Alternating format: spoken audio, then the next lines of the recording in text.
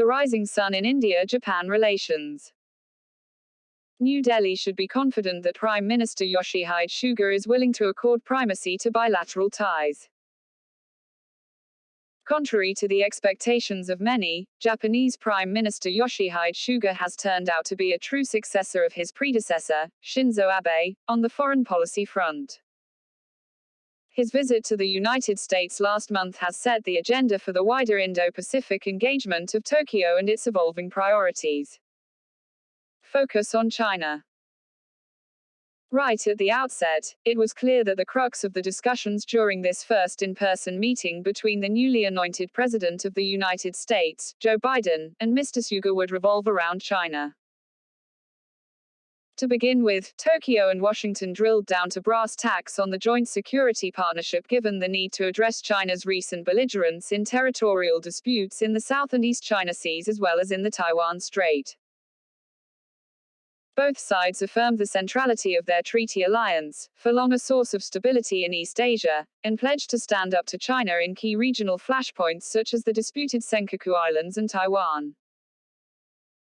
Reflecting the changed nature of conflict, both sides acknowledged the importance of extended deterrence vis-a-vis China through cooperation on cybersecurity and space technology. Discussions also touched upon Chinese ambitions to dominate the development of new-age technologies such as 5G and quantum computing. Given China's recent pledge to invest a mammoth $1.4 trillion in emerging technologies, Washington and Tokyo scrambled to close the gap by announcing a Competitiveness and Resilience Partnership, or CORE. The two allies earmarked billions in funding for the deployment of secure 5G networks, committed to building digital infrastructure in developing countries and promised to collaborate on setting global digital standards. Both sides have also signaled their intent to continue the Trump-era policy of pressure on China to reform economic practices such as violations of intellectual property rights, forced technology transfer, excess capacity issues, and the use of trade-distorting industrial subsidies. Tokyo and Washington also rallied around the standard of shared values. Both powers repeatedly emphasized their vision of a free and open Indo-Pacific that respects the rule of law, freedom of navigation, democratic norms and the use of peaceful means to settle disputes. In the aftermath of the successful Quad summit, both parties expressed their continued support for the four-nation grouping of the United States, India, Australia and Japan. China's human rights violations in Xinjiang, its heavy-handed suppression of protests in Hong Kong and military aggression towards Taiwan came in for heavy criticism. Given that the Japanese premier plans to visit India as soon as the situation permits following the COVID-19 pandemic, his dealings with the US are a preview of what New Delhi can expect from Tokyo. A preview. First, one can expect a continuation of the balancing security policy against China that began with Prime Minister Narendra Modi and Shinzo Abe in 2014. During a phone call with the Indian Prime Minister, Mr. Suga expressed concern over China's unilateral actions in the East and South China Seas, Xinjiang and Hong Kong. Crucially, India's clashes with China in Galwan have turned public opinion in favor of a more confrontational China policy.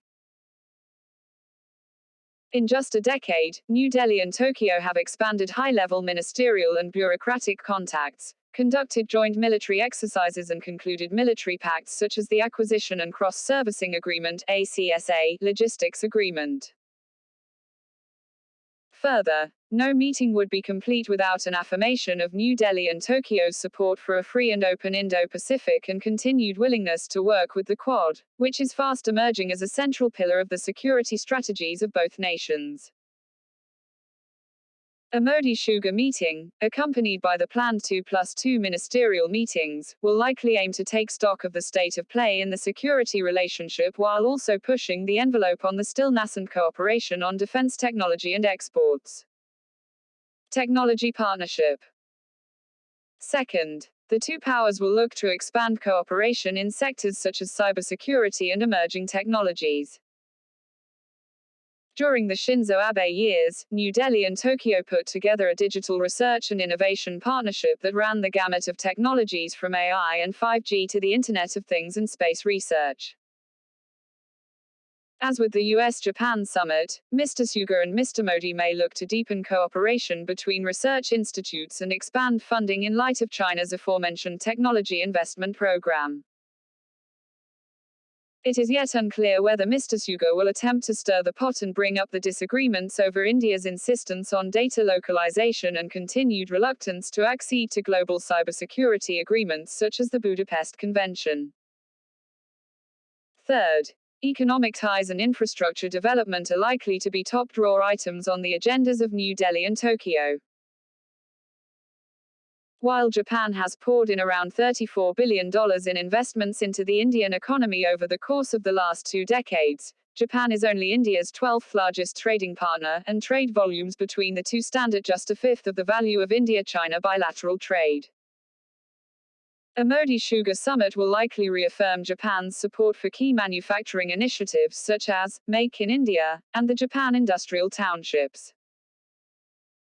Further, India will be keen to secure continued infrastructure investments in the strategically vital connectivity projects currently underway in the Northeast and the Andaman and Nicobar Islands. Third country outlook. Finally, a Suga-Modi summit would undoubtedly devote much attention to evolving a joint strategy towards key third countries and multilateral bodies. In years past, New Delhi and Tokyo have collaborated to build infrastructure in Iran and Africa, provide vital aid to Myanmar and Sri Lanka, and hammer out a common association of Southeast Asian nations outreach policy in an attempt to counter China's growing influence in these corners of the globe.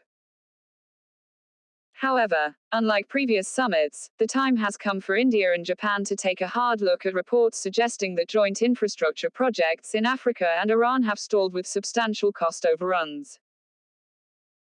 Tokyo will also likely continue its charm offensive on the regional comprehensive economic partnership in an attempt to get New Delhi to reverse its decision not to join the massive trade compact.